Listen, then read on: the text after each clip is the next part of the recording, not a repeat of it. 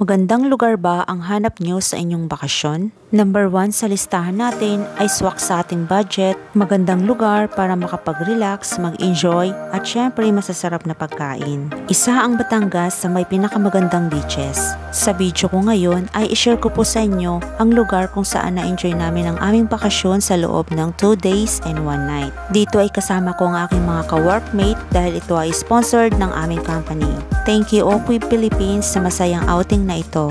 At ngayon, iikot ko kayo dito sa beach na sinasabi ko, walang iba kundi matatagpuan natin ito sa Laia, Batangas, ang La Luz Beach. Ang La Luz Beach ay matatagpuan sa pinakadulo na bahagi ng Laia, Batangas. 4 hours travel lang away from Maynila. Meron silang malapad at malawak na lugar para sa katulad namin, isang team building na perfect para sa iba't ibang laro at mai-enjoy mo ang solemnity ng lugar dahil sa friendly nature ito.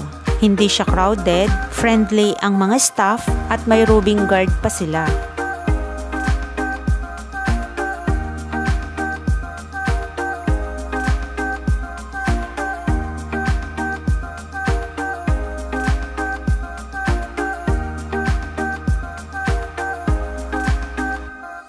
Overlooking sa taas ng inyong room ang matatayog na puno at malalanghap mo ang sariwang hangin mula sa dagat, may malinis silang room na kompleto sa iba't ibang gamit na kailangan natin bilang isang bakasyonista tulad ng malinis na tuwalya.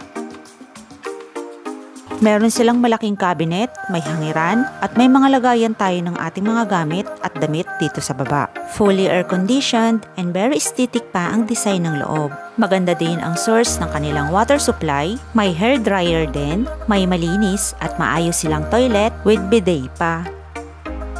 At sa kabilang side naman, ang kanilang malawak na shower room. Malakas ang pressure ng shower with hot and cold water. May mini ref sila na puno ng supply ng mineral water at soda in can. At syempre sa mga coffee lover ay hindi nagpapaiwan.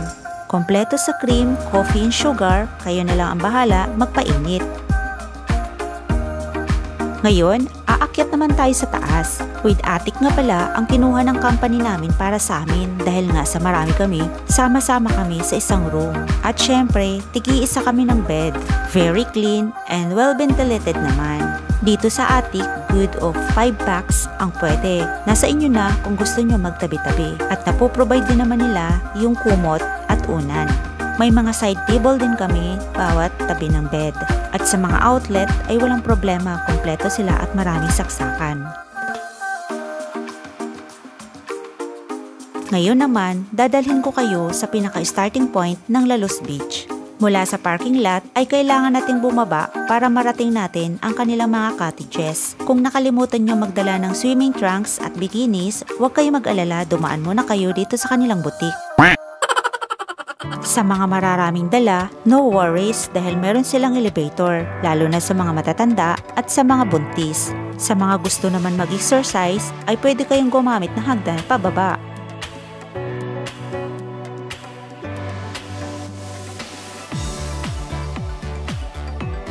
Seconds nga lang ay second floor na, malawak at maraming table and chairs. Maganda ang lugar na to para sa mga big event katulad ng kasal, binyag at birthday. Ang lakas maka-nature ng lugar na to, ang tataas ng mga puno at ang lalaki ng mga bato na akala mo landscape.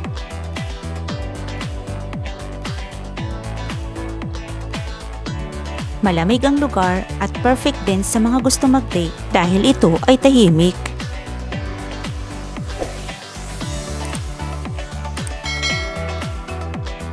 Sa ground floor naman ay mas malawak ang kanilang dining area. Madalas, dito nila dinadala ang kanilang mga bisita. Tayong mga Pinoy ay nakahiligan na nating maghugas ng kamay bago at pagkatapos kumain. At perfect yan dahil meron silang laboratory dito sa gilid for hand washing. Kaya go ang gusto magkamay dyan. At sa mga mahihilig sa cakes, don't worry dahil meron sila niyan. Ihanda lang ang bayad dahil hindi libre yan. Modern cave ang tema ng kanilang dining area dito sa baba. Very natural ang mga bato at landscape na kanilang ginawa. Open air kaya maliwalas. Overlooking nyo rin ang ganda ng dagat habang kumakain. Kung gusto nyong kumain sa open space, pwede kayo magdala ng pagkain sa ilalim ng mga puno dahil meron silang mga lamesa na available.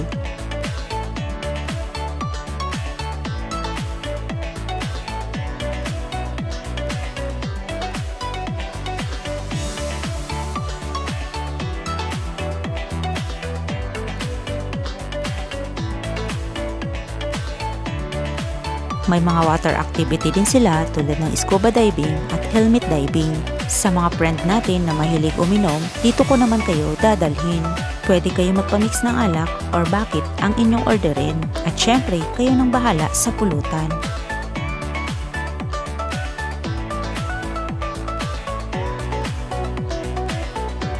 Overlooking pa sa dagat habang umiinom. At ang kagandahan kapag nasobrahan ka sa alak at gusto mo magbawas ay hindi mo na kailangan pang lumayo. Sa gilid ng kanilang bar ay meron ng toilet. Pwede nyo ring gisingin ang inyong diwa sa kanilang malapad na salamin. Speaking of salamin, clear as a salamin ang tubig sa dagat. At ang sarap magtampisaw pag ganito kalinaw. Dagdagan pa ng mga pogi at tisoy ng mga technician.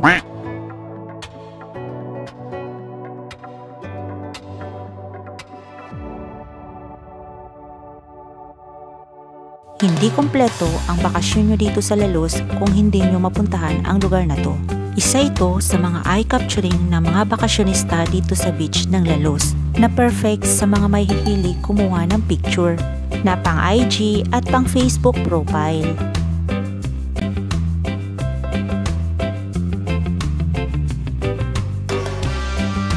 Ito naman yung kanilang swimming pool. Very elegant ang kanilang design na sa unang tingin aakalain mong nasa ibang bansa ka. Overlooking din kasi siya sa dagat na perfect for capturing.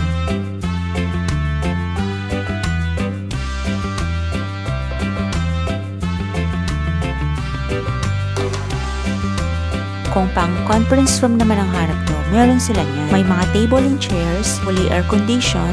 Pwede nyong dalhin dito kung meron kayong mga business, meeting at iba pang mga lecture. At ang mga cottages dito sa tabing dagat ay perfect sa mga tsikahan at maritisan.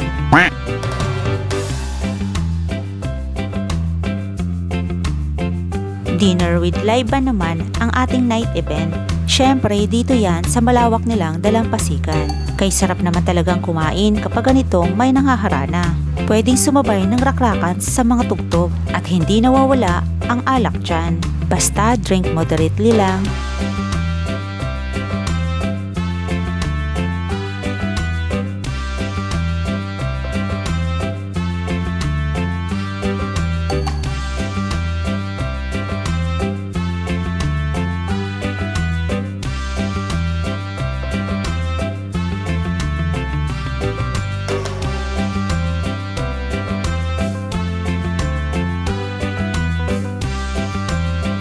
Nakabuo na naman tayo ng happy moment. Bago umuwi ay magpakabusog muna tayo. Salamat Lalos sa masasarap ng mga pagkain. Sobrang na-enjoy namin ang bakasyon na ito.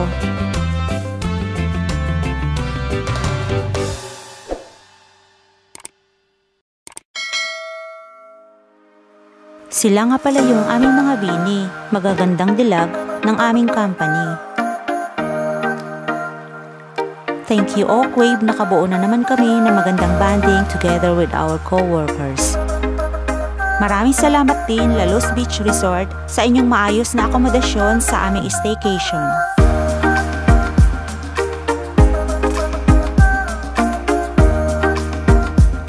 And big thanks to our company, Oakwave Philippines Corporation, for this unforgettable moment.